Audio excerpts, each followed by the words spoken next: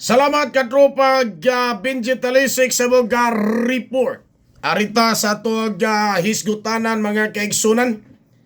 Padayon ang protesta ni mga manindahay diya sa carbon mga igala. Ning karbuhanong alyansa. Simbidko o si Cuba mga organization o mga kooperatiba kini nga sa mga naninda das carbon mga kaigsoon mahitungod dining joint venture agreement tali sa Cebu City Government o sa Cebu to World nga iya kini sa mega wide mga kaigsunan. Kining joint venture agreement mula na kining 50 ka tuig mga katropa nga mag-modernize sa 100 years old nga carbon public market mga igsoon.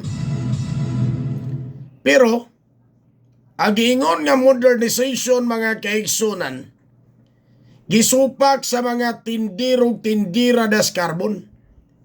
Kay dili daw kuno kini modernization kun dili privatisasyon mga igsoon.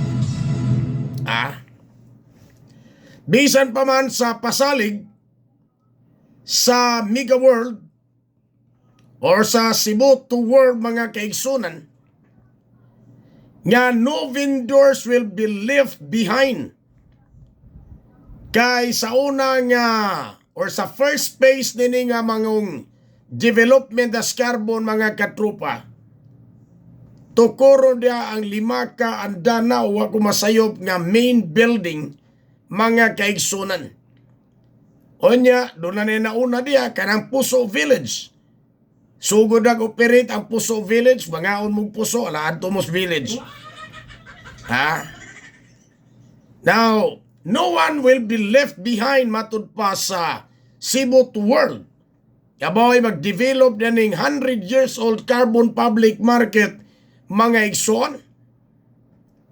Wa kuno'y mabiyaan, tanan daw kunong vendors, karon mga katropa, ipahiluna diya sa bag-o nga edipisyo, inikahuman mga kaigsunan.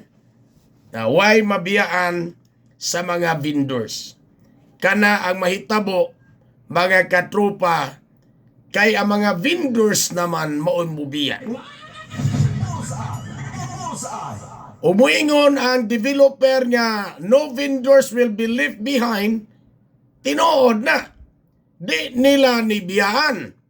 Ila ni magaigala pabangon sa building nila. Pero tungod sa kamahal, mga kaigsunan kay mumahal man ang bayranan, mga katropa rinta diha, so the vendors will left then. Sugari ka sa developer mga katropa, no vendors will be left behind. Pero, ug ari ka sa mga vendors, sila na'y mubiya kay di na sila ka-afford sa abangan mga katropa nini mabuderno na unyang carbon public market mga igala. No? Kay usa sa mga rason nga misupag ni mga vendors mga igsoon, mag-anam pagdako ang ilang abangan. Kining carbon public market mga katropa mo ni ang merkado nga baratong imong mapalit. Kada inyong mapalit diha mga kaigsunan sa mga satellite market. Gipalit na diris carbon mga igsoon. So mo ni baligyaanan sa mga barato nga palaliton. Ang problema o i-develop ni siya, maparihan na ni. Ang ani maguni mga igsoon, unsay akong nabasa. Kini Mega World mga igala, is imani, uwa ko masayop, usa ni sa kwan.